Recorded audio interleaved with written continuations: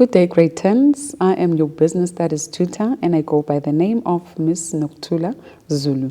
Today's lesson will be about the forms of ownership, specifically the sole trader and the partnership. We will be looking at the practice questions as well as application questions for these two forms of ownership. Now, let us look at our first practice question. It says, outline factors that an entrepreneur must consider when choosing a form of ownership. How profits and losses will be dealt with, or sharing of profits. So obviously, an entrepreneur needs to consider how are profits going to be shared if they start a business.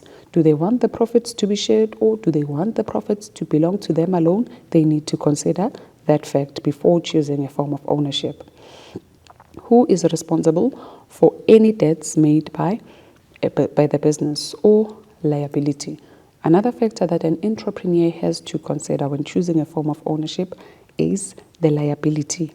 That does the owner want all the debts of the business to solely belong to them alone, or do they want the debts of the business to belong actually to other people, not to him as the owner of the business? Tax implications for profits and by the business. So obviously another factor that an entrepreneur has to consider, it's tax implications. Does the entrepreneur wants to start a business whereby there will be double taxation? They will tax the owner, they will also tax the business, or they would want to start a business whereby they won't be taxed on their own personal capacity. It's only the business that is going to be taxed, or vice versa.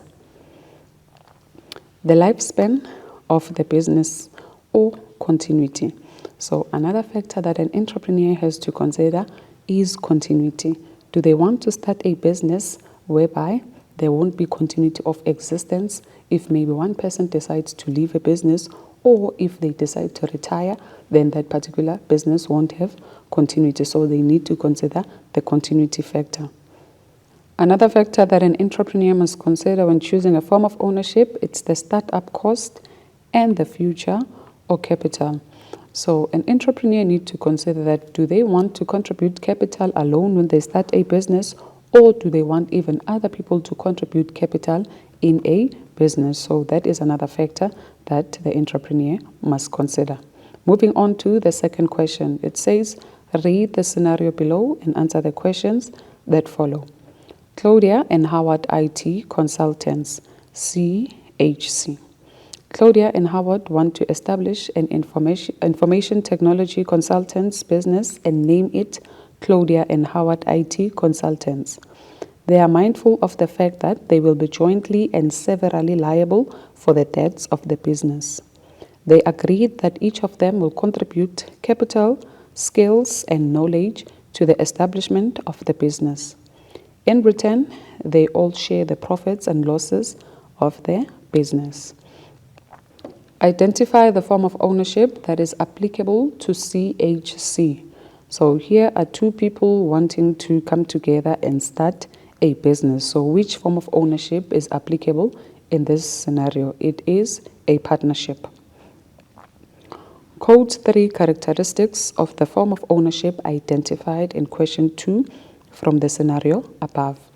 Now let's go back to our scenario, and I have to remind you that when you quote, you need to take the sentence from the beginning up until the end, because you are given a sentence in a scenario. Let us read the scenario. Claudia and Howard want to establish an information technology consultants business and name it Claudia and Howard IT Consultants.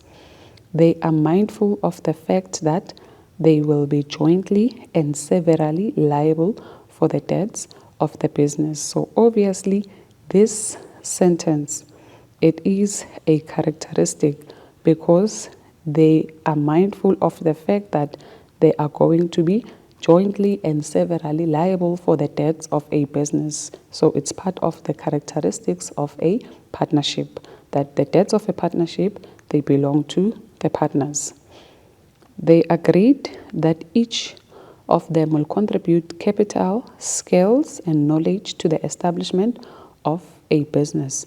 So again, this sentence, it is the characteristic of a partnership, that partners contribute capital, skills, and knowledge in a partnership.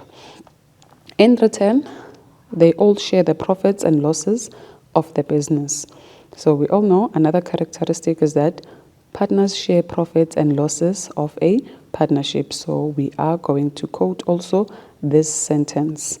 So these are the three characteristics that we were supposed to quote from the scenario.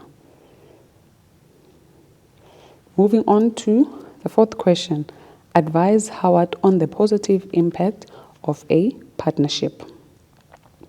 Each partner will bring their knowledge, skills, experience, and contacts to the business, thus giving the business a better chance to succeed. An advantage of a partnership that we would advise Howard with is that obviously each and every partner that would join a partnership, they are going to bring their skills, they are going to bring their expertise, they are going to bring their knowledge, and obviously they are going to bring business contacts that are going to assist the partnership to be successful. Another advantage is that the workload and responsibility are shared between partners, and each partner can focus on their strength. Another advantage that we can advise Howard with is that the workload of a partnership is shared. So not that there's only one partner who does everything in a partnership, but they share the workload. And obviously, a person would want to do activities, business activities that he or she has more strengths on so that the partnership can be successful. Another advantage of a partnership is that partners invest new capital into the business to finance expansion. Another advantage is that partners are able to go and borrow money in financial institutions so that they can contribute that particular amount of capital in a partnership. By so doing, a partnership can do what? It can be able to expand. Let us go for a quick ad break and we will be back.